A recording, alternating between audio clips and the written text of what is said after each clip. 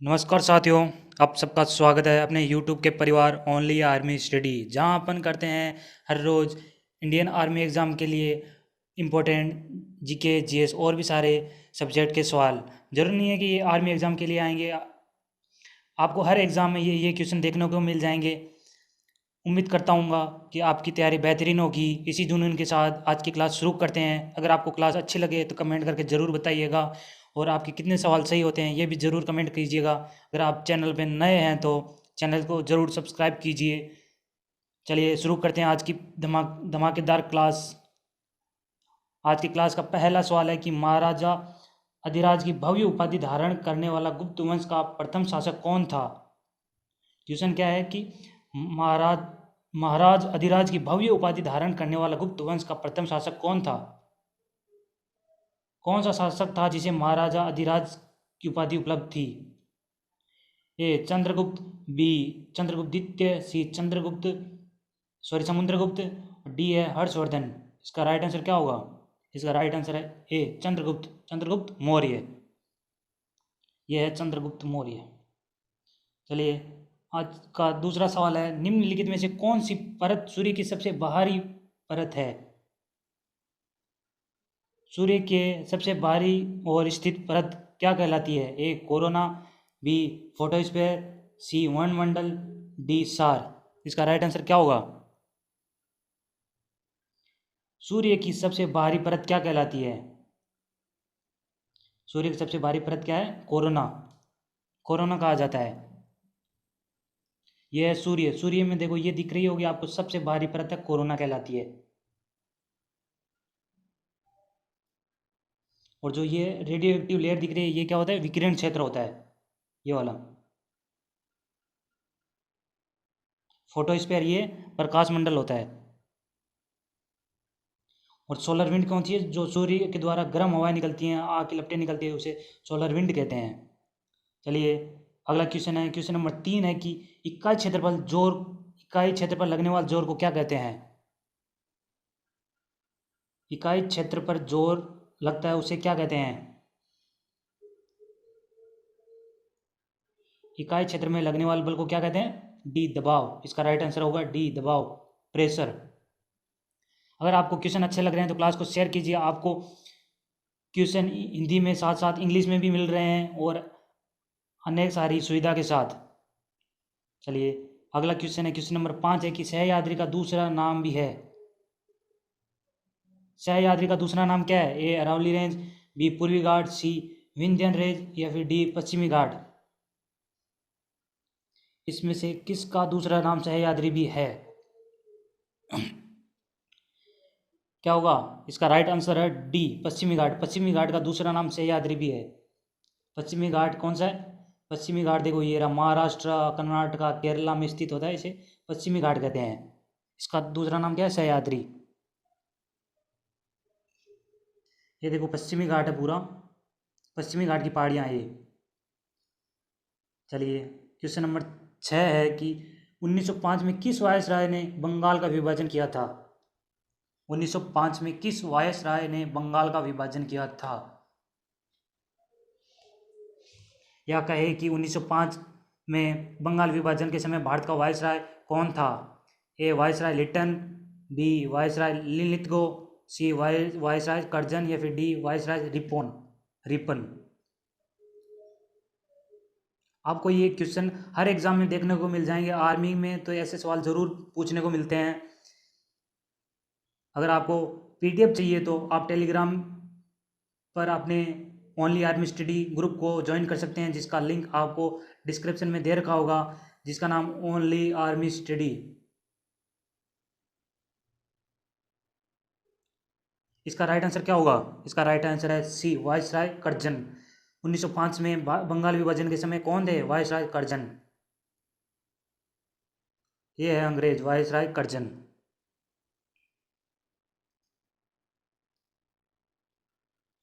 Question number 7 है कि German silver एक मिश्र धातु है में कौन सी धातु नहीं है। जर्मन सिल्वर क्या है, एक मिश्र धातु है जो किससे मिलकर बनी होती है। आप इसका राइट आंसर पहले बताइए। इसका क्या होगा। ए निकल, बी जस्ता, सी तांबा, डी चांदी। जर्मन सिल्वर किससे मिलकर बना होता है? जर्मन सिल्वर में सिल्वर नाम है पर इसमें सिल्वर मिश्र धातु नहीं पाई जाती है। तो ये जर्मन सिल्वर किससे मिलकर बना होता है? कॉपर, जिंक और निकल, ये इन 3 धातुओं से मिलकर बना होता है इसमें, पर सिल्वर नहीं पाई जाती। इसका राइट आंसर क्या होगा? सिल्वर, डी चांदी। चलिए ये है अगला क्वेश्चन है, क्वेश्चन नंबर 8 है कि किताब उर रेहला के लेखक कौन है? इंपॉर्टेंट सवाल है आपके लिए। किताब उर रेहला के लेखक कौन है? A Maulana Sharafuddin Ali Yazdi, B ए Amir Timur, C Ibn Battuta, D Khwaja Abdullah Malik Isami. किताब उर रेहला के लेखक कौन है? इसका राइट आंसर है सी इब्न बतूता।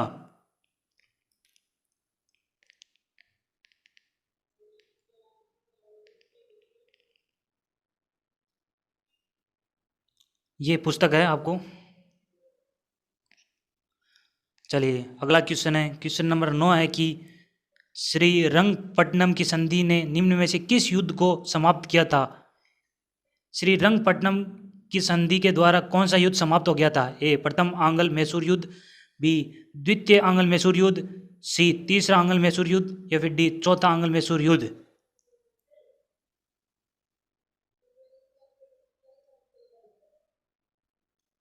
क्या होगा इसका राइट आंसर? इसका राइट आंसर है सी तीसरा आंग्ल मैसूर युद्ध। मैसूरपुरा कौन सा कहाँ पे स्थित है? ये लगभग कर्नाटका, थोड़ा बहुत महाराष्ट्र, इस क्षेत्र में ये मैसूर साम्राज्य स्थित था। सम्राट कौन था इसका? हैदर अली।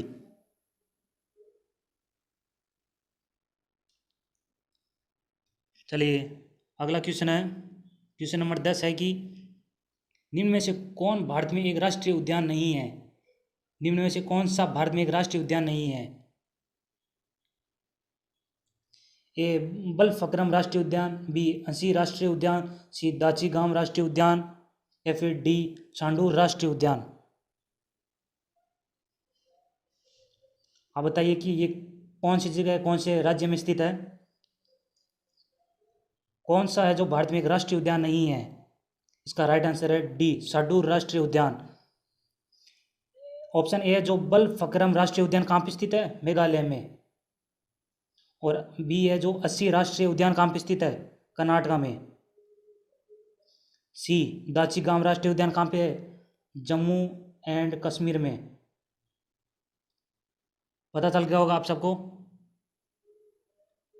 इंडिया में टोटल नेशनल पार्क कितने हैं? 104। और सबसे बड़ा नेशनल पार्क कौन सा है? हेमिस नेशनल पार्क है। कौन सा? Hemis national park.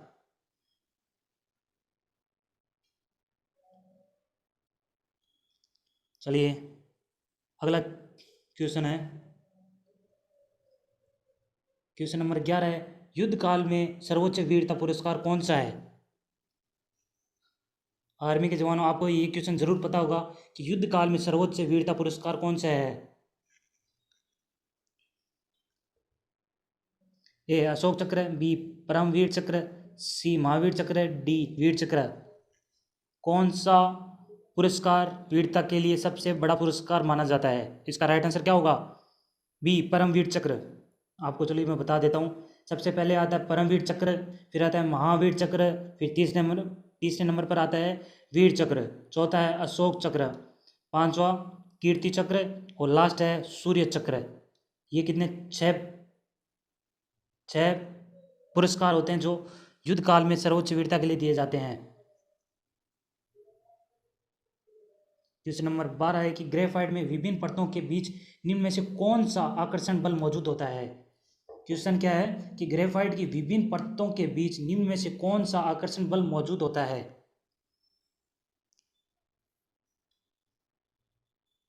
ग्रेफाइट की विभिन्न परतों के बीच कौन सा आकर्षक बल पाया जाता है? ए वांडरवाल फोर्स, बी कोलम्बिक बल, सी है गुरुत्वाकर्षण बल, डी है विद्युत चुंबकीय बल।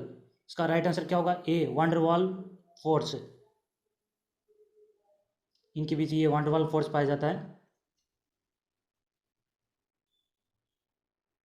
चलिए, क्वेश्चन नंबर 13 है कि कोलार गोल्ड फील्ड किस राज्य में स्थित है? कोलार गोल्ड फील्ड क्षेत्र ये किस राज्य में स्थित है? A Maharashtra, B Haryana, C Gujarat, D Karnataka. Kolar gold field आपको नाम से पता चल होगा कि ये सोने के क्षेत्र से संबंधित है। तो सोना राज्य भारत में कहाँ पे पाया जाता है? सोने की खान ज्यादातर क्या? कर्नाटका में। तो इसका राइट आंसर क्या है? कर्नाटका।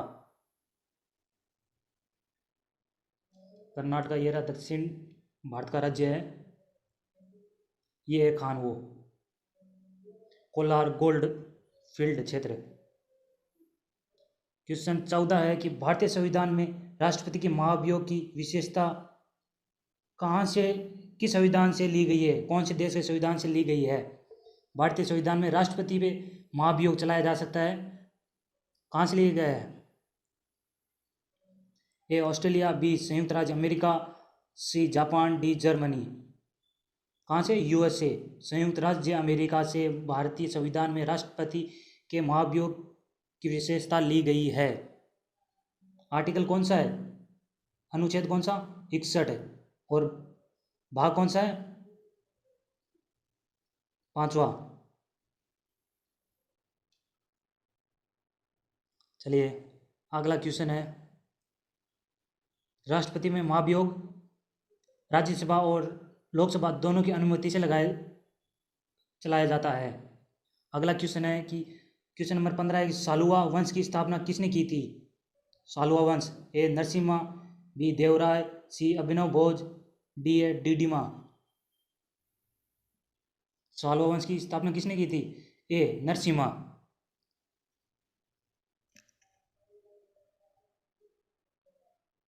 ये पूरा क्षेत्र ये कहलाता था सालुमा।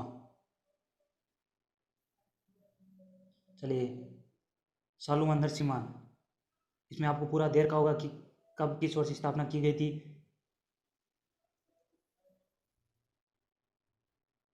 चलिए, अगला क्वेश्चन, क्वेश्चन नंबर 16 है कि भारतीय संविधान के किस अनुच्छेद में राष्ट्रपति की समाधान की शक्ति का उल्लेख है? कौन से अनुच्छेद के द्वारा राष्ट्रपति एक अपराधी को समाधान दे सकता है? ए अनुच्छेद 52, बी अनुच्छेद 62, सी अनुच्छेद 72, डी अनुच्छेद 82।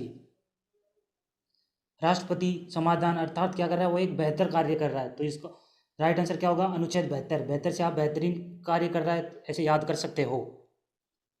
वह मृत्युदंड को भी समाप्त कर सकता है।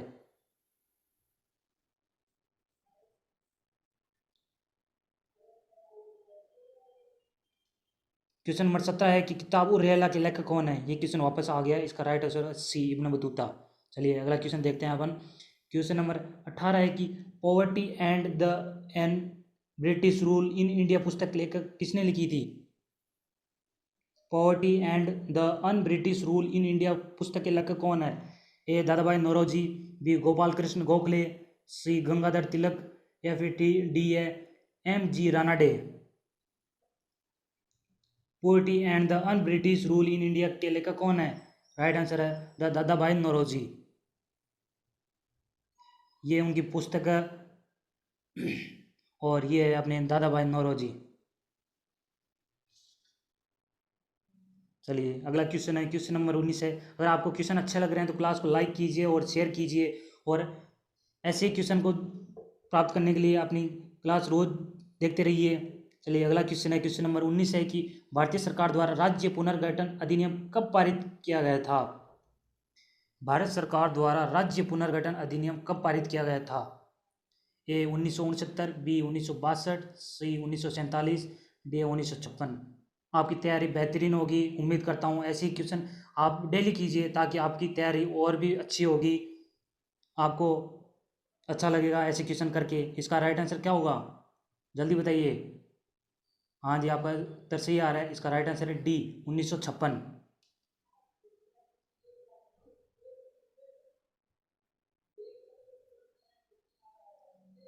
चलिए, अगला क्वेश्चन है, क्वेश्चन नंबर 20 है कि सैन्य अभ्यास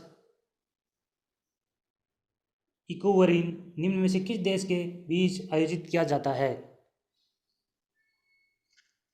अब आप इसको कुछ भी पढ़िए, मैं तो पढ़ रहा हूँ इकोवरीन। निम्न में से किस देश के साथ किया जाता है? भारत और थाईलैंड, बी भारत और ऑस्ट्रेलिया, सी है भारत मालदीव, डी है भारत और म्यांमार। आपको सैन्य अभ्यास से जुड़े प्रश्न जरूर देखने को मिलेंगे, क्योंकि भारतीय सेना के द्वारा किए जाते हैं, इसलिए ऐसे क्वेश्चन आपको जरूर मिलते हैं। टेलीग्राम पर जुड़िए, आपको ऐसी ये PDF मिल जाएगी, जिसका लिंक आपको डिस्क्रिप्शन में दे रखा होगा।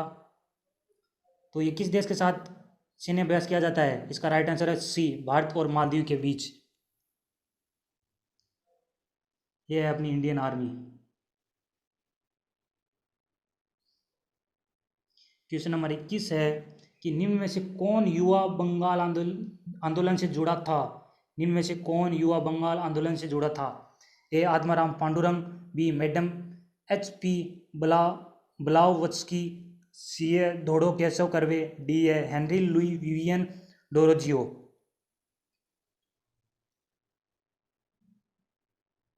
क्या होगा? कब हुआ था? 1826 से लेकर 1837 के बीच में। तो इसका राइट आंसर क्या है? D, Henry Louis Vivian Derozio.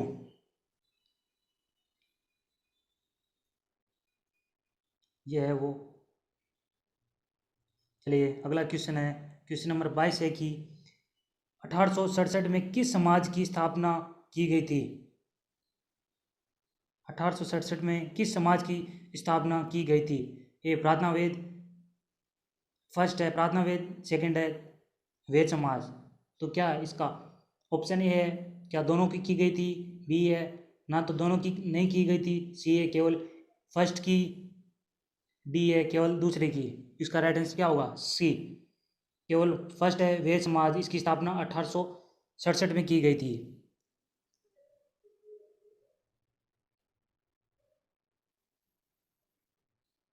इसकी स्थापना किसने की थी? प्रार्थना समाज की आत्माराम पांडुरंग ने की थी। आत्माराम पांडुरंग तेंदुलकर जी के द्वारा की गई थी।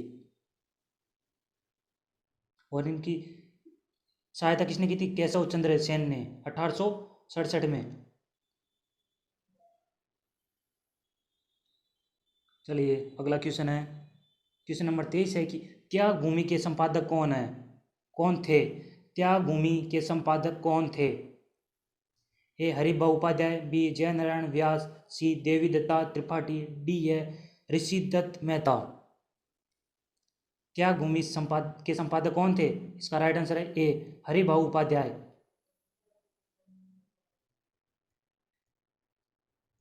चलिए 24वां क्वेश्चन है, निम्न में से कौन सा अधिनियम मॉन्टेग्यू चेम्सफोर्ड रिपोर्ट पर आधारित था?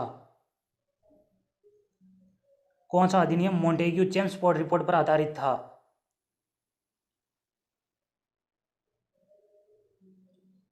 ए भारत सरकार अधिनियम 1892, बी है भारत सरकार अधिनियम 1909, सी है भारत सरकार अधिनियम 1919, डी है भारत सरकार अधिनियम 1935। ऑप्शन है सी, भारत सरकार अधिनियम 1919, जो कि क्या कहलाता है? मॉन्टेग्यू चेम्सफोर्ड रिपोर्ट पर आधारित था। ये मॉन्टेग्यू चेम्सफोर्ड रिफॉर्म्स था, 1919 में आया था। क्वेश्चन नंबर 25 है, जो कि आज की क्लास का लास्ट सवाल है कि देवनमपिया और पियादसी राजा द्वारा अपनाई गई उपाधियां थी। कौन से राजा की उपलब्धियां थी कि देवप्रिय और पियादसी उनकी उपाधियां थी? ए चंद्रगुप्त, बी बिंबिसार, सी अशोक, डी कनिष्क। इसका राइट आंसर क्या होगा? सी सम्राट अशोक। ये सम्राट अशोक की मूर्ति। अगर आपको क्लास अच्छी लगे तो क्लास को लाइक कीजिए, शेयर कीजिए, और अनेक सारे ऐसे सवालों से जुड़ने के लिए अपने चैनल को सब्सक्राइब कीजिए और चैनल को शेयर कीजिए। धन्यवाद आप सबका क्लास से जुड़े रहने के लिए, और कमेंट करके ज़रूर बताइएगा कि आपको क्लास कैसी लगी।